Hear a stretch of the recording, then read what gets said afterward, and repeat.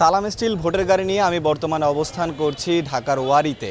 এটি ঢাকা ৬ আসনের অন্তর্ভুক্ত। আমরা কিন্তু এই ঢাকা ৬ আসন পুরোটাই কিন্তু ঘুরে দেখেছি।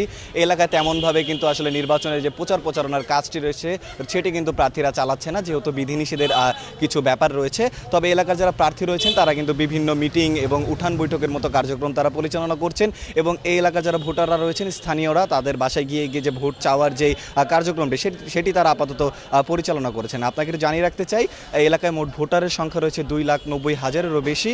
এই এলাকার সাধারণ মানুষদের সাথে আমি কথা বলেছি এবং যতটুকু জানতে পেরেছি এলাকার মানুষরা যেটি বলছেন, এলাকার সবচেয়ে বড় সমস্যা মাদকের একটি আস্থানা রয়েছে এলাকার।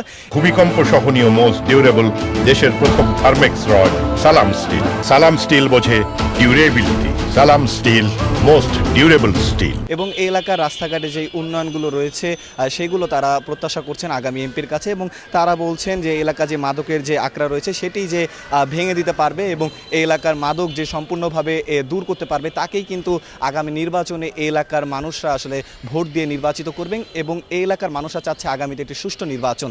তো এই ছিল সালাম স্টিল ভোটের গাড়ি থেকে আমার কাছে ঢাকা ৬-এর সর্বশেষ।